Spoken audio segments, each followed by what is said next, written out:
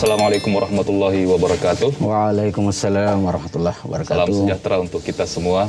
Harian Fajar Official Channel kali ini mengundang Bapak Dr. Saprillah. Beliau adalah Kepala Balai Litbang Agama Kota Makassar. Pada kesempatan kali ini kita akan membahas tema soal membumikan ide moderasi beragama. Mungkin sebagian besar belum terlalu familiar dengan ide moderasi beragama ini. Jadi Pak Kepala Balai mungkin bisa nanti menjelaskan seperti apa itu moderasi beragama dan apa yang ingin dicapai, apa manfaatnya bagi kita semua. Oke, baik. Assalamualaikum warahmatullahi wabarakatuh. Salam sejahtera untuk kita semua. Baik, pertanyaan Akbar menarik sekali. Kenapa sih harus memilih diksi moderasi beragama sebagai diksi yang ingin dipopulerkan ke seluruh publik Indonesia? Konteksnya adalah terjadi perubahan situasi sosial politik yang merembet ke situasi keagamaan pasca reformasi. Tentu saja harus titik tolaknya harus di situ. Di mana reformasi hampir semua ide itu diakomodir dan tumbuh dan dibiarkan tumbuh berkembang. Nah, dalam situasi itu negara punya diksi yang kemudian dikenal dengan istilah radikalisme atau terorisme dan sebagainya. Pada dasarnya radikalisme ini adalah sebuah istilah yang digunakan oleh negara untuk melokalisir kelompok keagamaan yang menggunakan cara pandang yang keras dalam hal mempromosikan gagasannya dan actionnya. Ketika negara misalnya menyebut kata radikal, orang-orang yang sebetulnya tidak radikal itu merasa baper gitu, seolah-olah dia yang disingkirkan. Akhirnya ada kan simplikasi bahwa radikalisme itu digunakan oleh negara untuk menyingkirkan kelompok-kelompok Islam. Itu kan yang sampai di pasca Ahok itu yang berkembang tuh, cara pandang seperti itu. Dan menurut kita kalau itu dilanjutkan, maka kita akan terjebak pada perdebatan yang tidak kunjung berhenti tentang siapa radikal, apa itu radikal dan sebagainya. Selalu berdebat berputar kita di situ. Situasi ini yang menginisiasi Pak Lukman Hakim Saifuddin di akhir 2018 atau di awal 2019 memunculkan sebuah istilah yang lebih ramah begitu. Maka muncullah istilah moderasi beragama, dan Litbang tempat saya bekerja itu menjadi salah satu tempat yang mengkonsep dan membuat buku moderasi beragama yang menjadi populer di Kementerian Agama. Itu bukunya warnanya biru muda itu. Salah satu buku ya Kementerian Agama yang paling banyak di forward karena dia diterbitkan dalam bentuk PDF. Nah, kira-kira konteks awal moderasi beragama dikeluarkan sebagai jalan keluar pengganti situasi diksi ya. Ini tatarannya di levelnya politik bahasa dulu ya. Contoh lah ketika Menteri Agama Fahrul Razi mengeluarkan istilah radikal, yang menyerang itu kan kelompok-kelompok Islam itu. Yang menyerang bahwa ternyata negara ini cenderung liberal dan sebagainya dengan kata radikal itu memingkirkan kelompok-kelompok Islam. Itu yang berkembang di publik. Dan moderasi beragama ini salah satu cara untuk menetralisir cara pandang itu, bahwa tidak ada maksud dari negara untuk menyingkirkan satu kelompok tertentu, tetapi memang harus diakui secara faktual ada kelompok yang menganjurkan cara-cara yang keras. Nah, apa itu moderasi beragama? Moderasi beragama ini adalah ruang yang lebar sebetulnya, setiap kelompok bisa menafsir. Pada prinsipnya moderasi beragama adalah sebuah cara pandang yang menghindarkan diri dari ekstremisme, baik ekstremisme kanan maupun ekstremisme kiri. Jadi liberalisme itu kan juga sebuah ekstremisme, cara pandang yang ekstrim yang membebaskan banyak orang lalu kemudian mengkerangkakan seluruh pandangan dunia ke arah individualisme. Itu juga ekstrim dalam konteks-konteks tertentu. Maka kemudian negara juga tidak aware terhadap isu-isu LGBT misalnya, karena dianggap isu LGBT ekstrim kiri gitu. Lalu kemudian ada ekstrim kanan seperti yang saya contohkan tadi sebagai asal muasal ilham moderasi beragama. Jadi ketika kita bicara tentang moderasi beragama, maka standar nilai yang kita kembangkan adalah Pancasila gitu. Jadi ketika kita memihaki sebuah mazhab, cara pandang itu bukan karena keturut-turu atau post-truth atau karena sesuai relevan dengan kepentingan kita, benar atau tidak langsung diikuti saja. Kita bukan fans sepak bola misalnya, jelek atau tidak tetap ada di situ.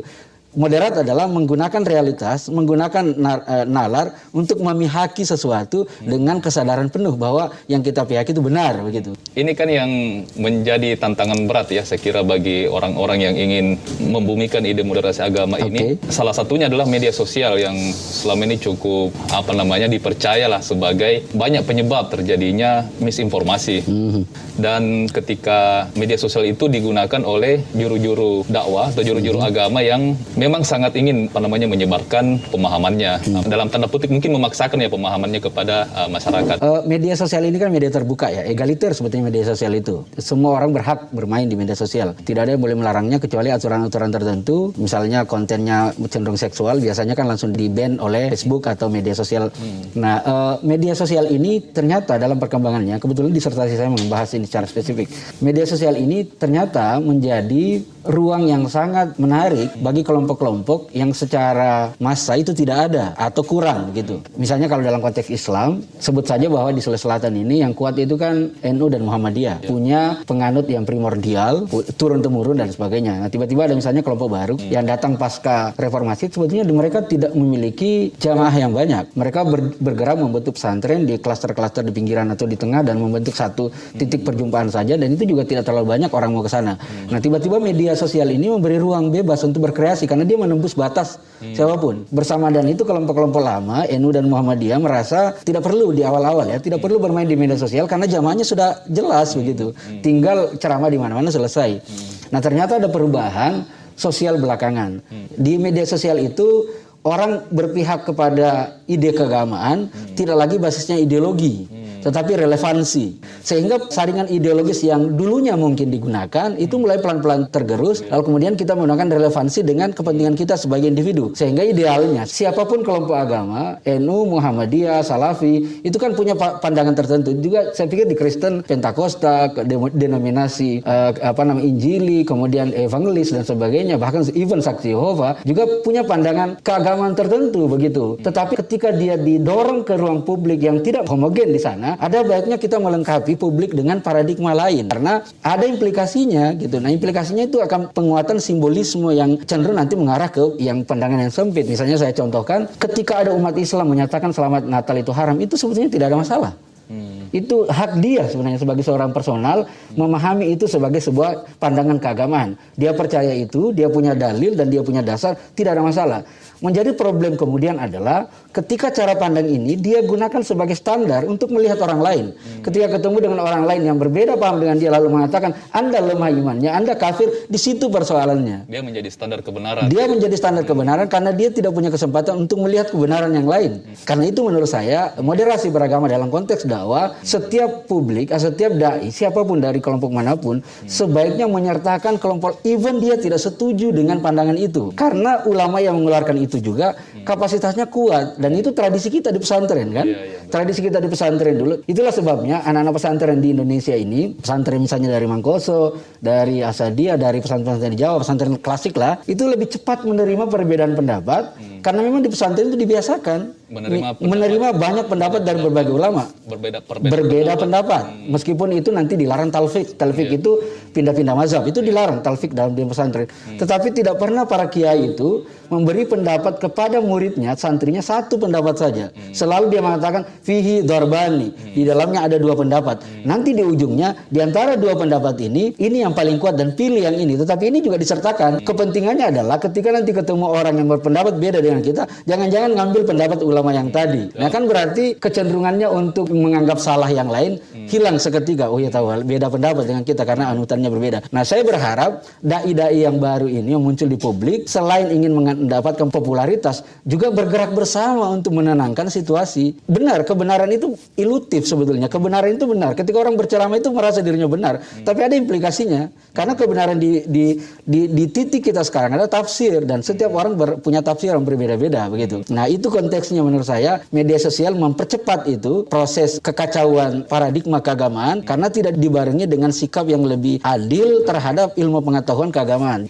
Apakah mungkin karena banyaknya juru dakwah yang terlalu memaksakan pemahamannya sampai ada wacana soal sertifikasi dai gitu. Ya, itu yang muncul belakangan, ada kontroversi. Tapi menurut KPP bagaimana Aminir? Saya secara pribadi cukup hati-hati gitu karena ketika sebuah regulasi dipegang kuat oleh negara kan the order tends to corrupt kan. Itu paradigma dalam dunia politik bahwa ketika negara memegang sebuah pandangan biasanya akan melakukan eliminasi. Dan sebetulnya yang kita mau jaga adalah soal eliminasi. Kita sudah banyak sekali menyaksikan dalam sejarah bangsa kita ini banyak sekali aturan yang baik tetapi digunakan untuk mengeliminir orang-orang yang secara politik tidak sesuai dengan kepentingan rezim tertentu. Hati-hatinya di situ.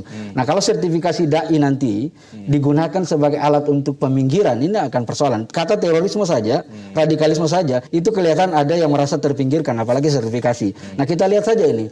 jika sertifikasi dai ini konteksnya adalah pencegahan yang buruk, misalnya kita melihat ada ruang keagamaan yang digunakan untuk memperkuat narasi yang keras tadi, maka sertifikasi dai kontekstual gitu. Karena negara kita kan juga negara terbuka ya, setiap kelompok berhak untuk hidup gitu. Misalnya soal Ahmadiyah, Syiah dan kelompok-kelompok lain. Kan kalau kita Sunni dan kemudian menggunakan penetrasi kesunnian kita untuk melihat Syiah dan Sunni, Ahmadiyah, seharusnya kan kita bersepakat habisi. Sama dengan teman-teman di Kristen secara umum ya, Kristen mainstream dengan Saksi Yehova. Saksi Yehova menjadi persoalan dalam tubuh Kristen.